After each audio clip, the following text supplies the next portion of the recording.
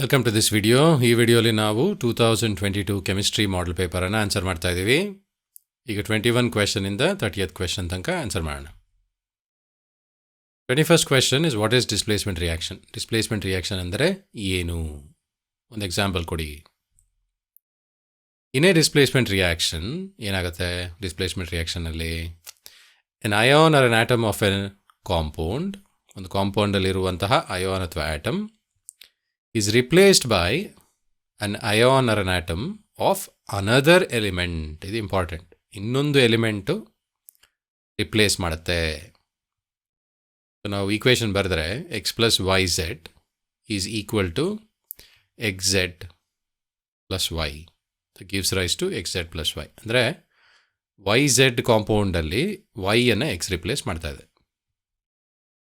ಒಂದು ಎಕ್ಸಾಂಪಲ್ ನೋಡಿದ್ರೆ ನೀವು ಜಿಂಕನ್ನು ಕಾಪರ್ ಸಲ್ಫೇಟ್ ಸೊಲ್ಯೂಷನ್ನಲ್ಲಿ ಆದರೆ it displaces copper from copper sulphate. ಏನಾಗುತ್ತೆ? ಜಿಂಕ್ ಸಲ್ಫೇಟ್ ಆಗುತ್ತೆ. ಸೊ ಇದ್ರ ಈಕ್ವೇಷನ್ ಬರೆದ್ರೆ ನೀವು CuSO4 aqueous plus zinc solid gives rise to copper. So copper gets displaced and you also get zinc sulphate. Zinc sulphate ಕೂಡ ಸಿಗುತ್ತೆ. So this is an example of a displacement reaction. ಇಲ್ಲಿ zinc ಕಾಪರನ್ನು displace ಮಾಡ್ತಾ ಇದೆ, but more reactive metals will always displace less reactive metals. 22nd question has 2-part question. 2 part ಇದೆ. First ಪಾರ್ಟಲ್ಲಿ ಕೇಳ್ತಾರೆ concentrated nitric acid aluminium ಕಂಟೈನರಲ್ಲಿ transfer ಮಾಡ್ತೀವಿ. Why do we transfer concentrated nitric acid in an aluminium container? ಏನಕ್ಕೆ ಕೇಳ್ತಾ ಇದ್ದಾರೆ ಅಂದರೆ usually metal ಜೊತೆ ಹಾಕಿದ್ರೆ ಅದು ರಿಯಾಕ್ಟ್ ಆಗಿ ನೈಟ್ರಿಕ್ ಆ್ಯಸಿಡ್ ಹೋಗಿ ನೈಟ್ರಿಕ್ ಕಾಂಪೌಂಡ್ ಆಗುತ್ತೆ, ಹೈಡ್ರೋಜನ್ ಕಾಂಪೌಂಡ್ ಆಗುತ್ತೆ.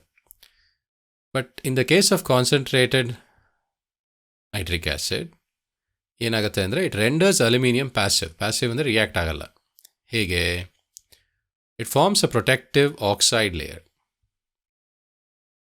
This protective oxide layer prevents further reaction with the acid. So, ನೀವು ಅಲ್ಯೂಮಿನಿಯಂ ಮೇಲೆ ಕಾನ್ಸಂಟ್ರೇಟೆಡ್ ನೈಟ್ರಿಕ್ ಆ್ಯಸಿಡ್ ಹಾಕಿದ ತಕ್ಷಣ ರಿಯಾಕ್ಟ್ ಆಗಿ ಒಂದು ಸಣ್ಣ ಪ್ರೊಟೆಕ್ಟಿವ್ ಆಕ್ಸೈಡ್ ಲೇಯರ್ ಕ್ರಿಯೇಟ್ ಆಗುತ್ತೆ. ಆ ಆಕ್ಸೈಡ್ ಲೇಯರ್ ಮುಂದೆ ರಿಯಾಕ್ಟ್ ಆಗಲ್ಲ ಆ್ಯಸಿಡ್ ಜೊತೆ. ಸೊ ಒಂದು ಸಣ್ಣ ಲೇಯರ್ ಇರುತ್ತೆ, ಬಟ್ ಉಳಿದಿದ್ದ ಆ್ಯಸಿಡ್ ಅಲ್ಯೂಮಿನಿಯಂ ಜೊತೆ ರಿಯಾಕ್ಟ್ ಆಗಲ್ಲ. So that is why we carry concentrated nitric acid in an aluminium container. Second ಪಾರ್ಟಲ್ಲಿ silicon forms P type semiconductor ಅಂತ ಇದೆ. ಸೊ ಇದರಲ್ಲಿ 2 ಪಾರ್ಟ್ ಇದೆ. ಒಂದು ಸೆಮಿಕಂಡಕ್ಟರು, ಇನ್ನೊಂದು ಪಿ ಟೈಪ್. ಇದನ್ನು ಡೀಟೇಲ್ ಆಗಿ ನೀವು ಸೆಕೆಂಡ್ PUCಲಿ ಕಲಿತೀರಾ ಫಿಸಿಕ್ಸಲ್ಲಿ. ಬಟ್ ಇಲ್ಲಿ ಸ್ವಲ್ಪ ಬೇಸಿಕ್ಸ್ ಎಕ್ಸ್ಪ್ಲೇನ್ ಮಾಡ್ತೀನಿ. What is a semiconductor? Semiconductor ಅಂದರೆ it has less conductivity than a good conductor. So ಒಂದು ಕಾಪರ್ ತೊಗೊಂಡ್ರೆ ಕಾಪರ್ಗಿಂತ ಕಮ್ಮಿ ಕಂಡಕ್ಟಿವಿಟಿ ಇರುತ್ತೆ. But it has more conductivity than an insulator. ಒಂದು ರಬ್ಬರು ಅಥವಾ ಪೇಪರು, ಪ್ಲಾಸ್ಟಿಕ್ ಎಲ್ಲ ತೊಗೊಂಡ್ರೆ ಅದಕ್ಕಿಂತ ತುಂಬ ಜಾಸ್ತಿ ಕಂಡಕ್ಟಿವಿಟಿ ಇರುತ್ತೆ. So its conductance is between proper conductor, good conductor and a bad conductor or an insulator. That is a semiconductor. P-type semiconductor ಅಂದರೆ it has electron holes or it is a positive type semiconductor. So ಅದನ್ನು ನಾವು ಬರೆದ್ರೆ P-type semiconductors are created. ಹೆಂಗೆ create ಮಾಡ್ತೀವಿ? Doping ಅಂತ ಒಂದು process ಇದೆ. We take a pure semiconductor with an electron acceptor element during manufacture. So pure semiconductor ಅಂದರೆ silicon happens to be a pure semiconductor. So silicon crystal ತಗೊಂಡ್ರೆ it is a pure semiconductor. So ಆ silicon crystal ಸೆಮಿಕಂಡಕ್ಟರ್ನ ನಾವು dope ಮಾಡಿದ್ರೆ, dope ಅಂದರೆ ಇನ್ನೊಂದು ಆಟಮ್ಗಳನ್ನು ಅದ್ರ ಮೇಲೆ ಹಾಕಿದ್ರೆ, ರಿಪ್ಲೇಸ್ ಮಾಡಿದ್ರೆ, ಸಿಲಿಕನ್ ಎಲ್ಲೆಲ್ಲಿದೆಯೋ ಅಲ್ಲೆಲ್ಲ ಎಲ್ಲ ಕಡೆ ಎಲ್ಲ ಮಧ್ಯ ರಿಪ್ಲೇಸ್ ಮಾಡಿದ್ರೆ ಆವಾಗ ಅದರದ್ದು ಕ್ಯಾರೆಕ್ಟರಿಸ್ಟಿಕ್ ಚೇಂಜ್ ಆಗುತ್ತೆ. ಸೊ ಎಲೆಕ್ಟ್ರಾನ್ ಅಕ್ಸೆಪ್ಟರ್ ಎಲಿಮೆಂಟ್ ಹಾಕಿದ್ರೆ ಆವಾಗ ನಿಮಗೆ ಪಿ ಟೈಪ್ ಸೆಮಿಕಂಡಕ್ಟರ್ ಸಿಗುತ್ತೆ. ಎಲೆಕ್ಟ್ರಾನ್ ಡೋನರ್ ಹಾಕಿದ್ರೆ ಎನ್ ಟೈಪ್ ಸಿಗುತ್ತೆ. ಸೊ ಸಿಲಿಕನ್ ಜೊತೆ ಹೇಗೆ ಅಂದರೆ, ನೀವು boron hockey for example, silicon ಜೊತೆ ನೀವು ಬೋರಾನ್ ಹಾಕಿದ್ರೆ ಅಥವಾ ಗೇಲಿಯಂ ಹಾಕಿದ್ರೆ ಆವಾಗ ಪಿ ಟೈಪ್ ಸೆಮಿಕಂಡಕ್ಟರ್ ಆಗುತ್ತೆ. ನಾನು ಅವಾಗ ಹೇಳ್ದಂಗೆ ಇದು ಡೀಟೇಲ್ ಆಗಿ ಸೆಕೆಂಡ್ PUC ಕಲಿತೀರಾ ಫಿಸಿಕ್ಸಲ್ಲಿ. 23rd ಕ್ವೆಶನಲ್ಲಿ write the bond line formula and the IUPAC name of the compound. ಒಂದು ಕಾಂಪೌಂಡ್ ಕೊಟ್ಟಿದ್ದಾರೆ. What is the name of the compound? o-dibromo benzene. ಇದು ಕಾಂಪೌಂಡ್. ಅದನ್ನು ಬರ್ಕೊಳ್ಳೋಣ. o-dibromo benzene ಅಂದರೆ ಏನು ಅಂತ. ಸೊ ಇದು ಬೆನ್ಝೀನಿಗೆ 2 ಬ್ರೋಮಿನ್ ಆಟಮ್ಸ್ ಅಟ್ಯಾಚ್ ಆಗಿರುತ್ತೆ. ಯಾವ ಥರ ಅಟ್ಯಾಚ್ ಆಗಿರುತ್ತೆ? ಈ ಥರ ಅಟ್ಯಾಚ್ ಆಗಿರುತ್ತೆ. ಸೊ ಇದನ್ನು ನಾವು ಬಾಂಡ್ ಲೈನ್ ಫಾರ್ಮುಲಾ ಅಂತಲೂ ಹೇಳ್ತೀವಿ. ಯಾಕೆ ಬಾಂಡ್ ಲೈನ್ ಫಾರ್ಮುಲಾ ಅಂತ ಹೇಳ್ತೀವಿ? ಸೊ ಬಾಂಡ್ ಲೈನ್ ಫಾರ್ಮುಲಾಲಿ ನಾವು ಬರೀ ಬಾಂಡ್ ತೋರಿಸ್ತೀವಿ. ಯಾವುದಕ್ಕೆ? ಕಾರ್ಬನ್ ಮತ್ತು ಹೈಡ್ರೋಜನ್ದು ಬರೀ ಬಾಂಡ್ ತೋರಿಸ್ತೀವಿ. So we don't write carbon and hydrogen C and H separately. But when it comes to functional groups like bromine ಇಲ್ಲಿದೆ, ವಿ ರೈಟ್ ದೆಮ್. ಸೊ ಇಲ್ಲಿ ಬ್ರೋಮಿನನ್ನು ಕ್ಲಿಯರಾಗಿ ಬರೆದಿದ್ದೀವಿ, BR ಅಂತ. Why is it o-dibromo? O ಅಂದರೆ the bromine atoms are attach to neighbouring carbon atoms. So ಇಲ್ಲಿ BR ಇದ್ದರೆ ಇಲ್ಲೂ BR ಇದೆ. ಆರ್ಥೋ ಅಂತ ಅದು full form. So that is the o-dibromo benzene. ನಾವು if you want IUPAC name for this, ಏನು ಮಾಡ್ಬೇಕು ನಾವು? ರೂಟ್ ವರ್ಡು ಬೆನ್ಝೀನ್ ಇಲ್ಲಿ, ಅದಕ್ಕೆ 2 ಬ್ರೋಮಿನ್ ಇದೆ. ಸೊ ಡೈಬ್ರೋಮೋ ಆಗುತ್ತೆ. ಎಲ್ಲಿದೆ 2 ಬ್ರೋಮಿನ್? ನಾವು ನಂಬರಿಂಗ್ ಶುರು ಮಾಡಿದ್ರೆ this will be 1 and this will be 2. So the name will be 1,2 -dibromo benzene. So that is the IUPAC name. Okay. Let's go to 24th question. Staggered conformation of ethane. So ethane alli the carbon-carbon bond is made of S bond, basically sigma bond. So it can rotate. Rotate andre ಏನು ಅಂತ ನೋಡೋಣ. In staggered conformation, the hydrogen atoms attached to the 2 carbon atoms are as far apart as possible. ಏನು ಹಂಗಂದರೆ, so ಇದಕ್ಕೆ 2 formation ಬರಿಬೋದು. ಒಂದು horse projection ಅಂತ ಹೇಳ್ತೀವಿ. ಇದು ದೂರದಿಂದ ಸ್ಟೇಡಿಯಮ್ಮಿಂದ ಕ್ರಿಕೆಟ್ ಮ್ಯಾಚ್ ನೋಡ್ದಂಗೆ. ಸೊ ದೂರದಿಂದ ನೋಡಿದ್ರೆ ಹೇಗೆ ಕಾಣುತ್ತೆ ಅಂತ. ಇನ್ನೊಂದು ನ್ಯೂಮ್ಯಾನ್ಸ್ ಪ್ರೊಜೆಕ್ಷನ್ ಅಂತ ಹೇಳ್ತೀವಿ. ಇದು ಒಳ್ಳೆ ಪಿಚ್ಚಿಂದ ಅಂಪೈರ್ ನೋಡ್ದಂಗೆ. ಸೊ ಈ ಥರ 2ರಲ್ಲಿ ಯಾವ್ದು ಒಂದು ಬರೆದ್ರೂ ಆಯಿತು. ಇವೆರಡರಲ್ಲೂ ಏನು ಇಂಪಾರ್ಟೆಂಟ್ ಅಂದರೆ, if you think about this carbon, hydrogen is here, and when you think about this carbon, hydrogen is like far away from it. So they are as far apart as possible. So ಅದಕ್ಕೆ ಇದು staggered conformation ಅಂತ ಹೇಳ್ತೀವಿ. Name 2 gases that cause global warming. Global warming cause ಆಗುವಂತಹ gas ಯಾವುದು? Gases that cause global warming ಅಂದರೆ ಏನು? They trap heat in the atmosphere.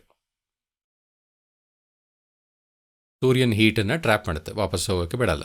These are called greenhouse gases. They cause global warming. Some of these gases are carbon dioxide, methane, water vapour, nitrous oxide, CFCs and ozone. So ಈ ಥರ ಸುಮಾರಷ್ಟು gas ಇದೆ. ಆದರೆ main ಇದರಲ್ಲಿ global warming ಕಾಸ್ ಆಗೋದು carbon dioxide, methane ಮತ್ತು nitrous oxide. ಅವುಗಳು main. So ಇಲ್ಲಿ ನಾವು will write it as carbon dioxide is one of the gases that causes global warming. Methane is another gas that causes global warming. 26th question is, define ionization enthalpy and how does ionization enthalpy vary in a period and how does it vary down a group in the periodic table. So ionization enthalpy ಅನ್ನು define ಮಾಡಿ, first part. ionization enthalpy ಅಂದರೆ ಏನು? is the energy required to remove an electron from an isolated gaseous atom. So ಒಂದು atom ಇದ್ದರೆ ಅದರಿಂದ electron ತೆಗೆಯೋಕ್ಕೆ ಎಷ್ಟು energy ಬೇಕೋ ಅದಕ್ಕೆ ಅಯನೈಸೇಷನ್ ಎಂಥಾಲ್ಪಿ ಅಂತೀವಿ. ಏನು important, that gaseous atom has to be in its ground state. So ground state ಅಂದರೆ ion state ಅಲ್ಲ, energy should be like a default state.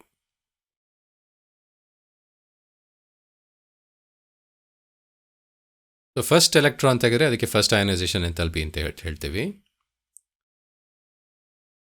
ಇನ್ನೊಂದು ಥರ ಬರೆದ್ರೆ first ionisation enthalpy for an element X is an enthalpy change for the reaction.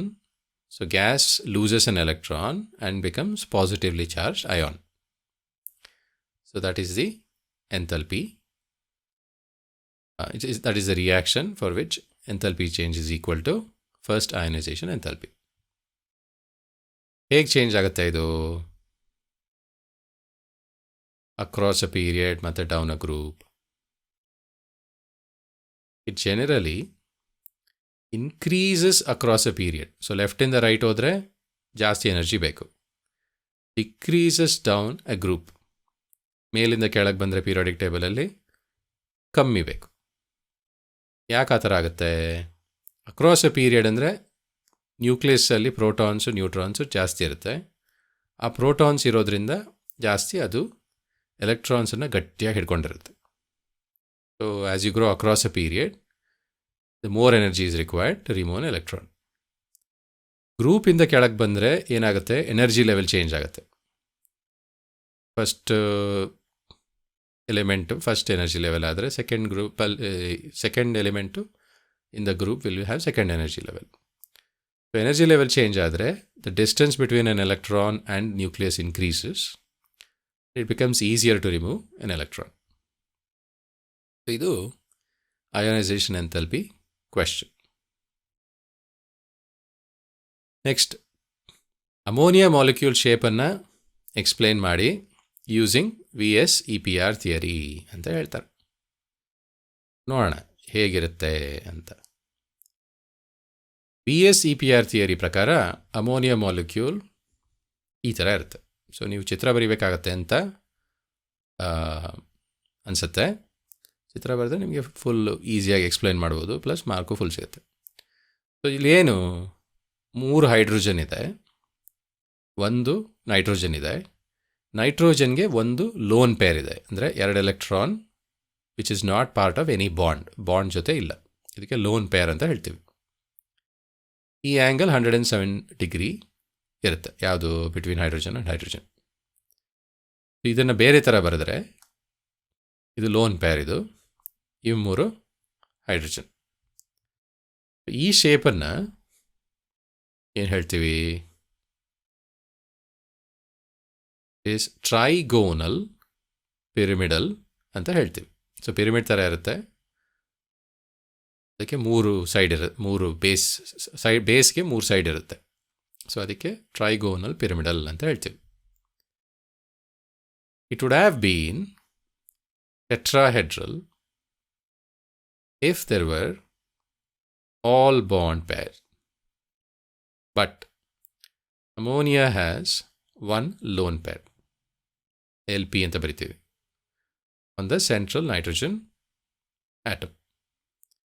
So 4 lone pair ಇರಲಿಲ್ಲ ಅಂದರೆ, 4 bond ಇದ್ದಿದ್ರೆ ಆವಾಗ methane ಥರ ಟೆಟ್ರಾಹೆಡ್ರಲ್ ಆಗಿರೋದು. ಇಲ್ಲಿ ಟೆಟ್ರಾಹೆಡ್ರಲ್ ಆಗಿಲ್ಲ, ಯಾಕಂದರೆ 1 ಲೋನ್ ಪೇರ್ ಇದೆ. ನೆಕ್ಸ್ಟು ಆ್ಯಂಗಲ್ ಅವುಗಳ ಮಧ್ಯ ಟೆಟ್ರಾಹೆಡ್ರಲ್ ಆಗಿದ್ದರೆ it would have become something like 109.5 degree. So it is reduced to 107 due to 2 reasons. One, there is a lone pair being present. ಎರಡನೇದು, the repulsion between lone pair and the bond pair is higher than just bond pair and bond pair. So ಇವೆರಡು ರೀಸನಿಂದ ಅದು angle ಕಮ್ಮಿ ಇರುತ್ತೆ. So ಇದೆಲ್ಲ VSEPR theory ಇಂದ ಗೊತ್ತಾಗತ್ತೆ ನಮಗೆ. So this is 27th question. Now let's look at 28th question. Sigma bond ಅಂದರೆ ಏನು? Why is it stronger than pi bond? So what is sigma bond and why is it stronger? Sigma bond ಅಂದರೆ the covalent bond, ಅಂದರೆ electron sharing bond. ಯಾವ ಥರ share ಆಗುತ್ತೆ? Form by end to end overlap of bonding orbitals along the inter nuclear axis. So ಎರಡು nucleus ಮಧ್ಯೆ ಒಂದು line ಎಳೆದರೆ ಆ ಲೈನಲ್ಲಿ orbitals head to head overlap ಆಗುತ್ತೆ. ಅದು ಸಿಗ್ಮಾ ಬಾಂಡ್. ಪೈ ಬಾಂಡ್ ಅಂದರೆ ಏನು?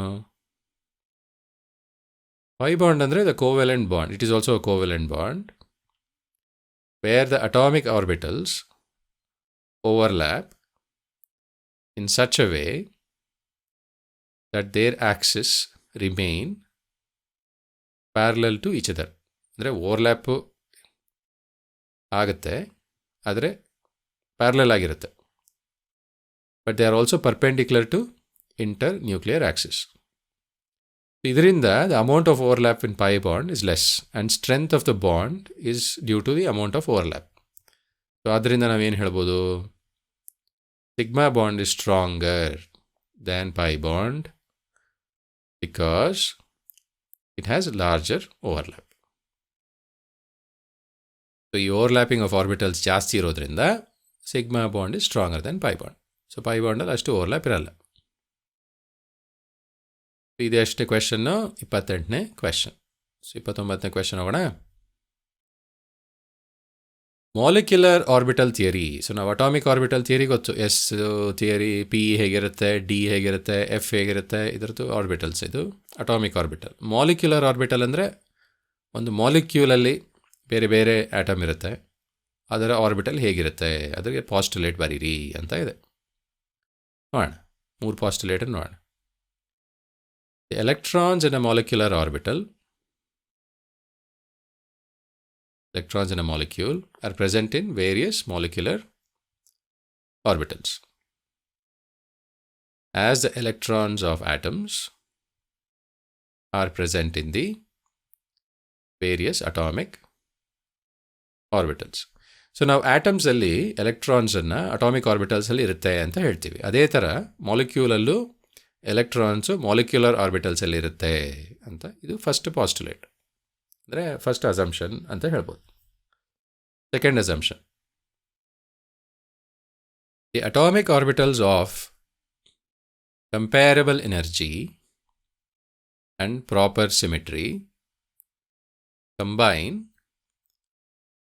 To form molecular orbital. ಅಂದರೆ ಯಾವ ಥರ ಅಟಾಮಿಕ್ ಆರ್ಬಿಟಲ್ ಕಂಬೈನ್ ಆಗುತ್ತೆ?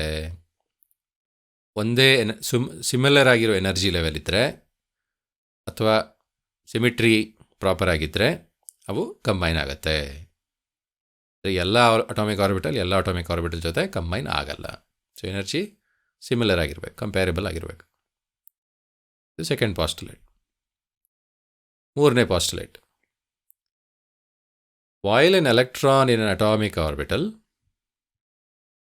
is influenced by one nucleus in a molecule, a molecular orbital, it is influenced by 2 or more nuclei depending upon the number of atoms in the molecule.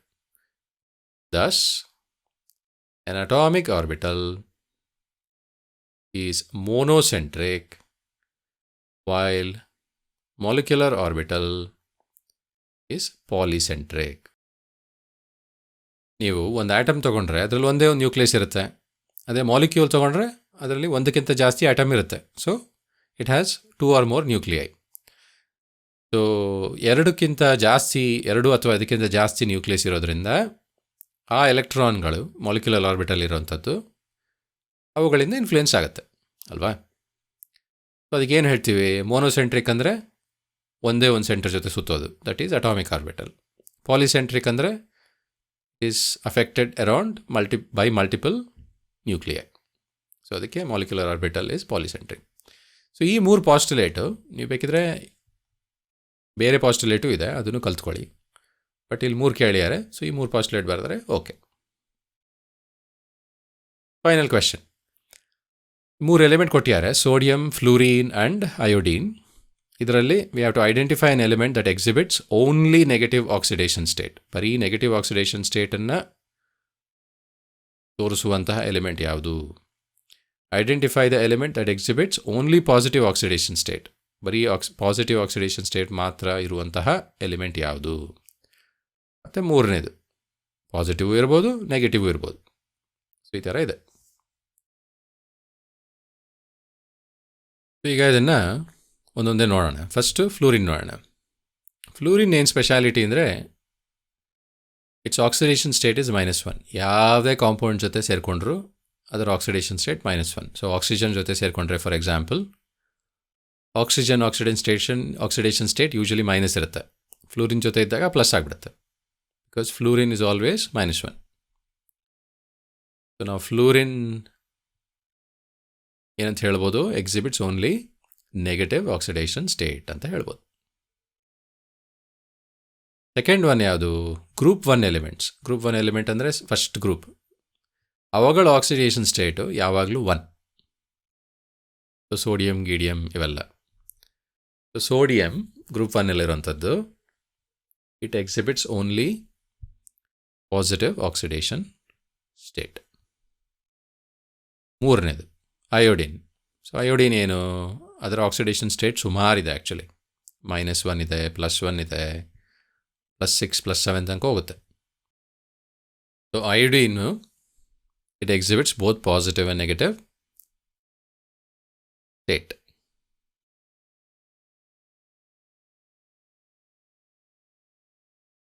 So ಅಲ್ಲಿಗೆ 30 question answer ಇದು. So 21ರಿಂದ 30 ಕ್ವೆಶನನ್ನು ನೋಡಿದ್ವಿ. ಮುಂದಿನ ವಿಡಿಯೋಲಿ 31ರಿಂದ 40 ನೋಡೋಣ. ಅಲ್ಲಿವರೆಗೂ ವಿದಾಯ. Thanks for watching. See you soon. Bye.